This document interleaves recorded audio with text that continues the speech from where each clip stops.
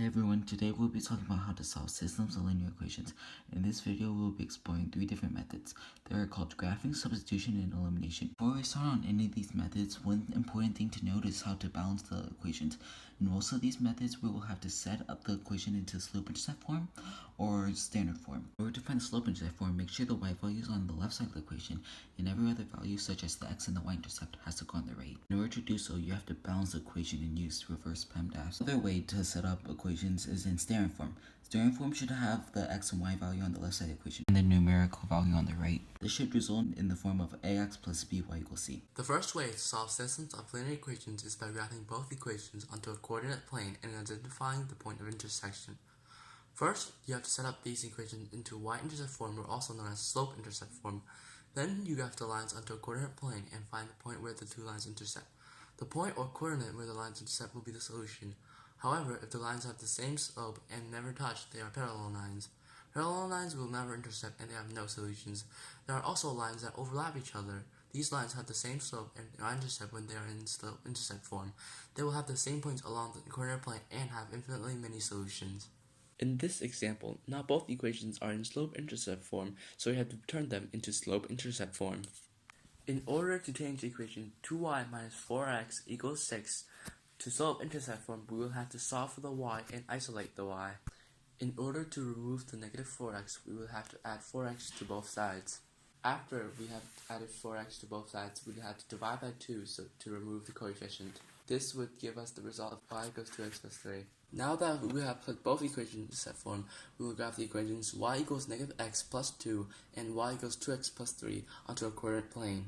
After both linear equations have been graphed onto a coordinate plane, the point of intersection will be the answer. In this example, the equation y minus x equals negative 1 is not in slope-intercept form. In order to change it into slope-intercept form, all we have to do is plus x to both sides.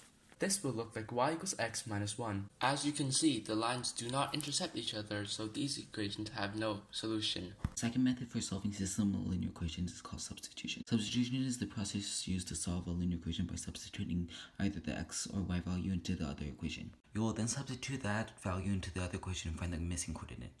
That will be your second coordinate. If the equations equal each other, then the equation has infinite possible solutions. If the numbers in the equations don't equal each other, there is no solution. In this example, we replace the x value in the equation 3x y equals negative 3 with negative y plus 3, since we know that x equals negative y plus 3. After applying the coefficient 3 to negative y plus 3, you will end up with negative 3y plus 9 plus y equals negative 3.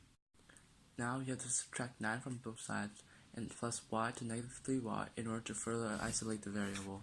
This would result in negative 2y, and then you would divide both sides by negative 2 to find y. This should give you y equals 6. Then you have to take one of the equations and substitute y with 6 in order to solve for x. Now we have to combine the like terms negative 6 and 3, which gives us negative 3.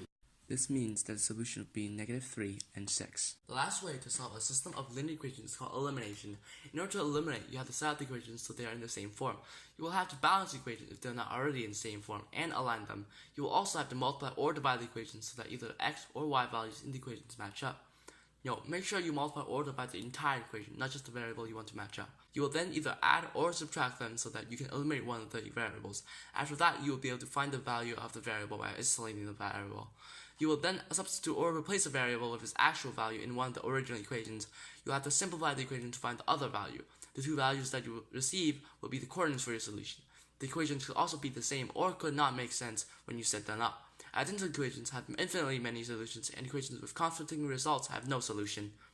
In this example, not both equations are in the same form, so we have to change it so that they are. Since one of the equations is already in standard form, we're going to change the other equation into standard form as well.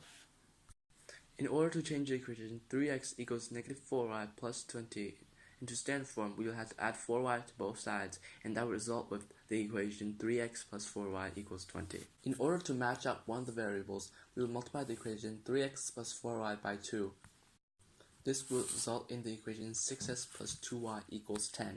Then we will subtract the equation 6x plus 8y equals 40 by 6x plus 2y equals 10 in order to eliminate the x. This will result in 6y equals 30, and then you would divide both sides by 6 in order to eliminate the coefficient. Then you will get y equals 5. Then you will plug y into one of the equations in order to solve for x. In this case, we're using equation 6x plus 2y equals 10. After plugging in 5 for y, we will have 6x plus 10 equals 10. By balancing the equation, we will subtract 10 from both sides in order to isolate the variable.